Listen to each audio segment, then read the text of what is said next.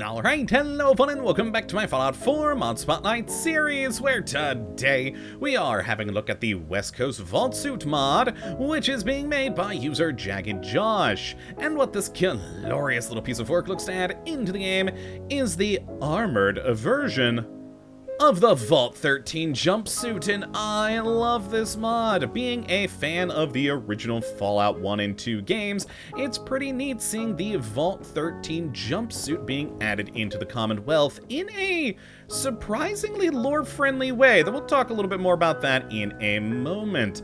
Overall, I think this is just a pretty cool little blast from the past, and is actually some pretty decent armor. So let's take a look at what exactly we do get here with the Vault 13 jumpsuit, which will give you a whopping 150 physical damage resist, along with 20 energy resistance, and even 25 radiation resistance. It's also going to give you an additional +2 to luck, and it's only gonna weigh 1, which is pretty awesome. Now, compared to the normal Vault 111 jumpsuit you start the game with, I mean, it's weighing the same despite having those additional armor pieces thrown on there, but of course, the 111 jumpsuit and any other jumpsuit you find in the game is way less damage resistance, and plus, I mean, come on, that lovely +2 to luck from the original Vault Dweller, that's pretty nice indeed there, though if it was my Vault Dweller, mine was never very lucky. Oh boy, I died so many times in that game.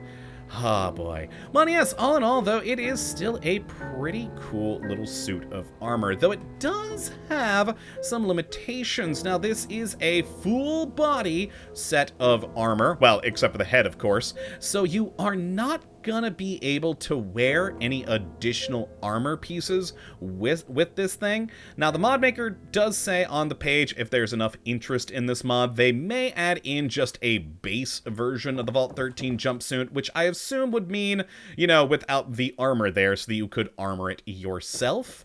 But for now, this is what you've got. The full suit there, no additional pieces. You're just gonna have to find something for your head, and you're good to go.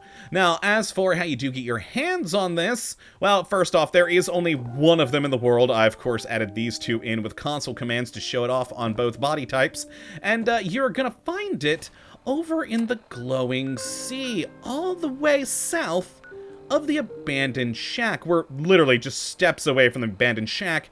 You're gonna find a wrecked truck. Now, by the truck, by the light there, is going to be a crate and a safe. The crate is where you'll find the body armor, and both of them are going to have just a lot of other nice bits of loot. And on top of the safe, though, is pretty cool. There's a note basically insinuating that perhaps the person who was driving the truck is a descendant of the Vault Dweller coming over to the Boston wasteland, and well, I guess had a horrible crash in the glowing sea that left them stranded there, probably died, and left that glorious Vault 13 jumpsuit in the crate.